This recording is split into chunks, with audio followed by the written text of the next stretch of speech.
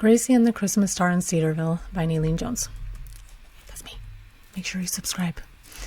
It all started when, from one snowbird through another, every villager from the rural region of Cedarville had heard the word that Jupiter and Saturn, our solar system sisters, would be the nearest to each other since over 800 years before. So just a side note, as I'm reading, realize that I'm going for the most R's as possible. So sometimes it sounds, let's call it poetic. Moreover, they would be perceived from Earth as one gargantuan star that very December night. It was an astronomical discovery. All of Cedarville had already started preparing for the bright star celebration by November 31st. Perhaps in particular, the astronomists, astrologists, future astronauts, and the entire astro crew from Cedarbrook Elementary School had been preparing rather extra. Its members cared to share a stare at the wandering spheres through astronoculars. So, on that frigid December 24th, a group of rosy-nosed schoolchildren from Cedarbrook Elementary gathered together at the corner of Wonder Circle and Perfect Road. They all wore their warmest thermal gear, and their parents, grandparents, great-grandparents, and even one great-great-grandparent trailed not far behind them while they headed together toward their town square down the road of Flurry. Traffic lights colorized the frozen river of a road, creating ripples of red and green. They passed Irwin's orchard, where apples were still holding strong onto their crooked branches. The children stared up at what looked like a bright star that was radiating in the dark yonder near the crescent moon, making some of their hungry stomachs growl at the idea of ripping apart buttery layers of everyone's favorite bread from France, the croissant, like wrapping paper wrapped on the presents of eager children. It was brighter than any of the other stars in the entire star-studded sky. "Oh, my stars," whispered Gracie Crinkle, the shortest in the group. She was surrounded by her taller friends, so, from the scrunched center of the circle, in her fingerless gloves, she tried to reach for the star as if it were hovering right in front of her, just out of reach, like from a 3D movie at the Red Cardinal Theater in town. Reach, she thought, and she was sure she very nearly reached it with her pointer finger, but was startled when mysteriously it started to move. As she drew back her arm, the dark centers of Gracie's large shimmering irises enlarged in wonder as a silver star sliver hurled downward, twirling faster and closer toward them. She stared, glaring at it curiously from under the rim of her beret before it flickered, and she realized right away that, in reality, the descending star shard was really a snowflake, perhaps the most perfectly symmetrical one ever. Gracie's eyes gradually crossed as the flake started circling gracefully before landing right on her forehead, squarely onto her favorite freckle.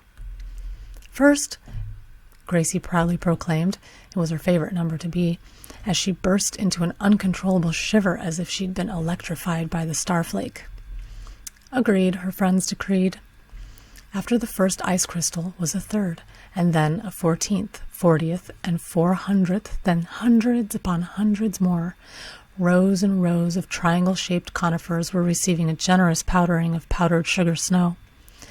Each of the crystals sparkled brightly as they did alternating pirouettes like ballerinas on Broadway. Before they could say Jack Frost, tracking numbers no longer mattered, and what had been merely drifting turned into powerful pouring. Everything around in their surroundings became covered in snow. Pretty draping branches sparkled as they strolled carefully on the slippery road. The snowstorm had covered everything into picturesque perfection. Currier and Ives, Gracie overheard Grandpa Fuller recall, though she herself did not. The children passed the Cedarville Brook, using the Cedar Brook Bridge, traversing southward like a huddle of feathery penguins in their rookery, trying to remain warm. Together they crossed the zebra-striped crosswalk. Mr. Burrow, their trustworthy crossing guard, protected them from all directions, like he did on every other regular school day. An enormous squirrel, for a squirrel, scrambled up a nearby birch and disappeared into a crevice where nuts were stored for later. Nearer to the town square, the group noticed Mr. Chris, the owner of Caribou Carpentry and Furniture Repair Store, was steering the reins of several strong horses he'd brought from his parents' farm. As was tradition, he was driving carriages full of passengers, like his father and grandfather had over the years before him. Currently in the carriage was a friendly girl with amber eyes and braids with ruffled red ribbons from Miss Nicky Krampus' kindergarten class. Her mother wore a fur coat. When they circled around the rotunda, her younger brother grinned at a pretty fairy princess with a green wreath on her curly hair and a candelabra crown. On the corner of Circle Square Street, near the street lamp by the Grizzly Bear Bakery, several other parties of quavering and quivering residents of Cedarville stood around eager to get their turn to ride in the horse carriage. A row of larger-than-life peppermint sticks tied off with an evergreen rope garland with coral berries marked the waiting area. The entrance of the Cedarville town square had sprigs of round red berries covered in large sugar crystals draped luxuriously along the banister. At the center of the amphitheater was the grand fir tree. It was wrapped in string lights that glimmered all over.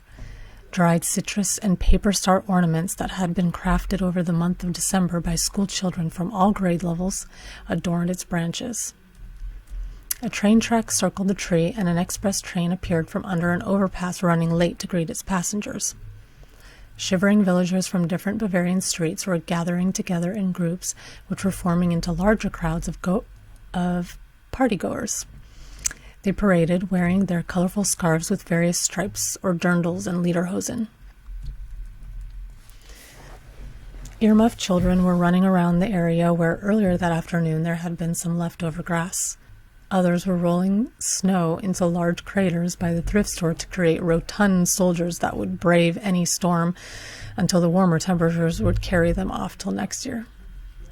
Arctic warriors from grade school built several forts in the parking lot outside Gaspar's grocery store and threw snow orbs toward each other across from their conquered territories, darting behind their forts, then sprinting to hurl another projectile. The party planners had arranged a glorious assortment of winter treats to drool over. There were fresh mandarins, fruitcake with raisins and candied oranges, and gingerbread topped with cranberry frosting for everyone who meandered by. Mary the mayor, in her crocheted beret with a pretty brooch, had a menagerie of treats sprawled out on a table near the Victorian-era courthouse, including the traditional mushroom ears in borscht. Mayor Mary remembered the gatherings from before she was grown up and wanted to create new memories with the recipes and share different kinds of treats with everyone. She offered warm, dried fruit punch to the passers-by from her grandmother's secret recipe, which she remembered by heart. Unsure, Gracie Crinkle peered through the clear crystal bowl at the dried prunes, apricots, and pears, and crinkled her nose at the memory of her wrinkled fingers after a longer-than-usual shower, which the dried fruit resembled. For sport, she decided to be brave and try it first before any of her friends had to risk it. Slurp. Could be worse, rated Gracie with a burp, surprised to learn that it tasted similar to apple cider, yet richer and even more flavorful. She even received permission to pour some extra for herself and her friends for savoring as they leisurely strolled around. First, Gracie grinned proudly. True, her friends agreed gratefully. Chipper teenagers at the craft workshop helped everyone create glittery nutcrackers for cracking uncracked nuts before roasting and sugar-coating them for various pralines for further devouring at tomorrow's indoor celebrations. Under the third grade class's paper snowflakes, which were hanging over his head, Mr. Murr from the hardware store arranged red and white hard-striped peppermints onto every table as a refreshing decoration. Clear and colorful candy wrappers were recycled or reused for art projects with Mrs. Krause. Sweet tart pomegranate seeds were sprinkled on savory platters like garnets on a royal princess's crown. Gingerbread sweethearts filled with rosehip preserves and covered in a layer of hardened frosting were shimmering irresistibly, controlling everybody's inability to suppress drool.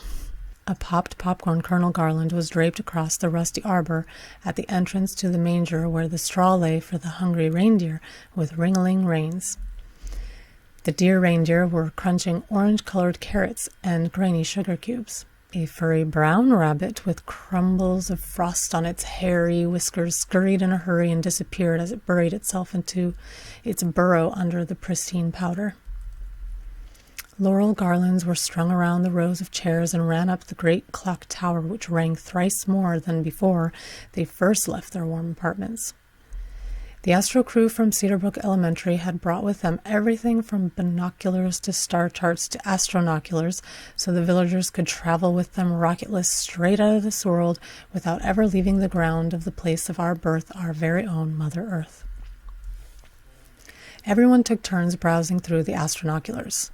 "Where?" asked Claire in despair, an older girl from the Cedarville cheerleading troop.